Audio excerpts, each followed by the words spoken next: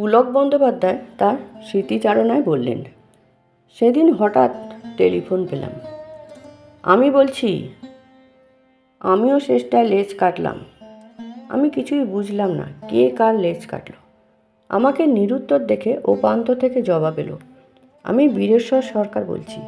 উত্তম অপর্ণাকে নিয়ে সোনার খাঁচা নামে একটি ছবি করছি। অগ্রদূত পরিচালনা করবেন, আপনাকে গান লিখতে হবে। আসুন দ্বিজেন মুখার্জির শ্যামপুকুরের বাড়িতে। নির্দিষ্ট সময় পৌঁছে গেলাম। ঘনিষ্ঠ শহীদ দ্বিজেনবাবুর নিচের ঘরে বিখ্যাত বি সরকার জহুরির দোকানের মালিক বীরেশ্বর সরকার আমার জন্য অপেক্ষা করছিলেন। দ্বিজেনবাবু বসেছিলেন। আমার আসার পরেই দ্বিজেনবাবু বললেন, আমার একটু অন্য কাজ আছে, আমি ঘুরে আসছি। চাটা সব সময় মতো আমার কাজের লোক দিয়ে যাবে।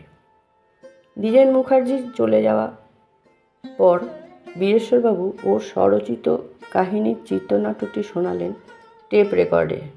আমি শুনলাম। উনি বললেন, সুরগুলো আমি ডামি বোল দিয়ে বানিয়ে রেখেছি, আপনি সুরের ওপর মিটারে লিখে দিন। দেখলাম উনি সুধীন দাশগুপ্তের মতন গভীর কট্টর মিটারবাদী, একটুও কম্প্রোমাইজে রাজি নন। শোনালেন ডামি বোলের প্রথম গানটি। গানটি ছিল, এই হায় রে কলকাতা দিল মেরা বেপাত্তা।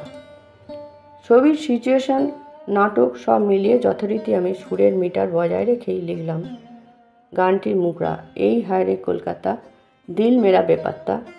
আমার কলমে হলো কে জানে ক ঘন্টা পাবে রে জীবনটা, যেটুকু চোখে পড়ে মনে ধরে নিয়ে যা, যে মনে মন দিতে চাস দিয়ে যা। পুরো গানটি হয়ে যেতেই বীরেশ্বরবাবু বার কত গাইলেন। তারপর আমায় জিজ্ঞাসা করলেন, মান্না দে কবে আসছেন? একটা ডেট নিতে হয়। এদিকে আমি তখন একটা অদ্ভুত অন্তর্জালায় দিন কাটাচ্ছিলাম। একদিন সন্ধ্যায় বিকেলে ভোরের ফুল ছবির গান লিখছিলাম হেমন্তদার বাড়িতে।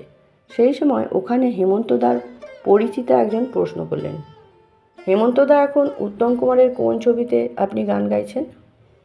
হেমন্তদা প্রশ্নটি ঘুরিয়ে দিলেন আমার দিকে। জিজ্ঞাসা করলেন, পুলক, উত্তমের লিপে কোন ছবিতে আমি গাইছি? তৎক্ষণাৎ উত্তর দিলাম, এই তো বিকেলে ভোরের ফুল ছবিতে।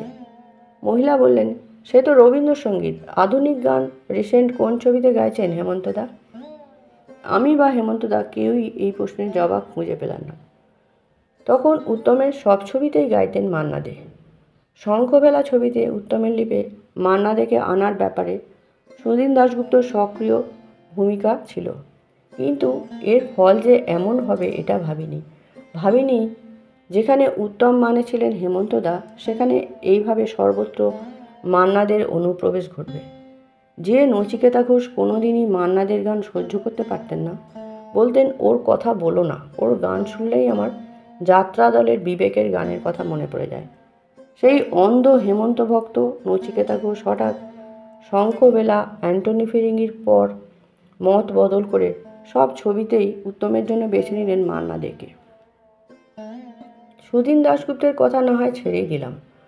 কমল দাশগুপ্তের অর্কেস্ট্রায় যিনি প্রখ্যাত সেতারবাদক ছিলেন, সেই হেমন্ত অনুরাগী পবিত্র চট্টোপাধ্যায়ের সুরে পিনাকি মুখোপাধ্যায়ের পরিচালনায় আলো আমার আলো ছবিতে উত্তমের লিপের জন্য যেই লিখলাম, এই এত আলো এত আকাশ আগে দেখিনি, অমনি পবিত্র দামায় বললেন, কি পুলকবাবু, মান্নাবাবু গাইলে দারুণ জমবে বলে মনে হচ্ছে না?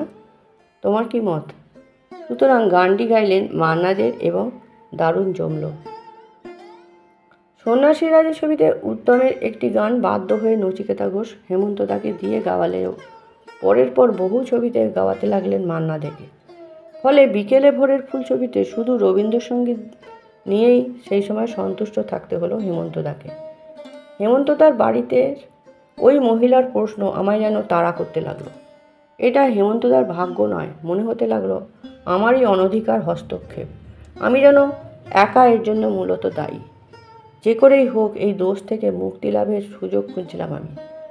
আমাকে নিরুত্তর দেখে বীরেশ্বরবাবু বললেন, কি ভাবছেন পুলকবাবু? আমার চমক ভাঙল। বীরেশ্বরবাবু আবার বললেন, কিন্তু একটা রিস্ক মনে হচ্ছে। এই তো আর.ডি. বর্মন কিশোর কুমারকে দিয়ে রাজকুমারী ছবিতে উত্তমের লিপে সবকটি গান গাওয়ালেন, কিন্তু একটা গানও চলল না। শ্রোতারা বললেন হেমন্তদা গাইলে চলতো। কিশোরদার গলা উত্তমের লিপে একদম মানায়নি। আজ অপকটে স্বীকার করছি। তৎক্ষণাৎ লুফে নিলাম এই সুযোগটা। বললাম, দরকার নেই রিস্ক নিয়ে, হেমন্তদাই গান করুক। কে জানে ক ঘন্টা দারুণ গাইলেন হেমন্তদা। বীরেশ্বরবাবুকে আর ভাববার সময় না দিয়ে ওখান থেকেই ফোন করলাম হেমন্তদাকে। বললাম, হেমন্তদা, বীরেশ্বরবাবু দারুণ সুর করেছেন উত্তমের লিপের জন্য আপনার গান। কবে উনি তোলাতে যাবেন? জবাবে হেমন্তদা বললেন, ওকে আসতে হবে না, আমি গান তুলতে যাব।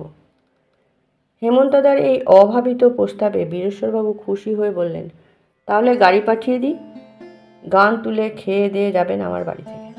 সেদিন রাতে যতটা নিশ্চিন্তে আমি ঘুমিয়েছিলাম, জীবনে এমন সুনিদ্রা আর কোনোদিন আমার হয়নি। সোনার খাঁচার পর মান্নাদার উত্তম কণ্ঠে গানের মনোপলি ভেঙে হেমন্তদা আবার এসে দাঁড়ালেন। উত্তমের লিপে চলতে লাগলো মান্নাদা এবং হেমন্তদা দুজনেরই গান। অমানুষ ছবিতে শ্যামল মিত্র আবার নিয়ে এলেন কিশোর কুমারকে। শ্যামল মিত্র নিজের মৃত্যু গানটিকে নিজেই কিন্তু এরই মাধ্যমে অভ্যর্থনা করে জানিয়ে নিয়ে এলেন।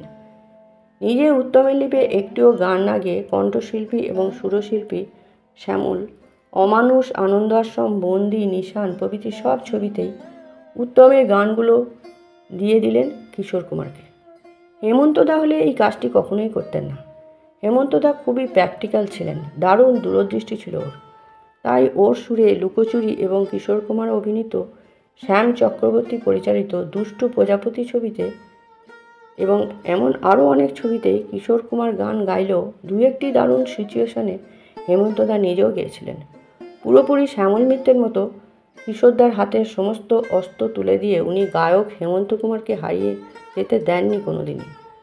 শ্যামল হয়তো সেই সময় সিদ্ধান্ত নিয়েছিলেন শুধু সুরকার হিসেবেই উনি বাকি জীবনটা কাটাবেন, কিন্তু তা হলো না। ভাগ্যের নির্মম পরিহাসে ওর মুম্বাইয়ের সুরকার জীবনটাতে তো ছেদ হইলই, সেই সঙ্গে হয়ে গেল কণ্ঠশিল্পী জীবনেরও প্রায় পরিসমাপ্তি। মুম্বাইয়ের ফ্ল্যাট বিক্রি করে দিয়ে কলকাতায় ফিরে এলেন শ্যামল। এসে একরকম আত্মসমর্পণ করে আমায় বললেন, পুলক, আমার জন্য প্লেব্যাক আর মিউজিক ডিরেকশনের কাজ দেখ, আমি আবার কলকাতায় কাজ করতে চাই। অনেক পরিচালক প্রযোজককে বলতেই অনেকেই হাসিমুখে শ্যামলকে সঙ্গীত পরিচালনার দায়িত্ব দিতে রাজি হলেন, কিন্তু প্লেব্যাক শিল্পের ভূমিকা দিতে রাজি হলেন না। কোনো প্রযোজক পরিচালক তো আমার মুখের ওপর বলে দিয়েছিলেন, মিউজিক ডিরেক্টর শ্যামল মিত্র নিজের ছবির বেলায় গাওয়াবেন কিশোর কুমারকে, আর আমরা কেন গাওয়াবো শ্যামল মিত্রকে? আমরাও নেব কিশোর কুমারকে। নিজের ভুলেই এই অবলুপ্তির পথে পায়ে পায়ে এগিয়ে গেলেন শ্যামল মিত্র। জীবনে নেমে এলো প্রচণ্ড হতাশা। অপূর্ব গায়ক শ্যামল মিত্র ক্রমশ দূরে হারিয়ে যেতে লাগলেন। নমস্কার।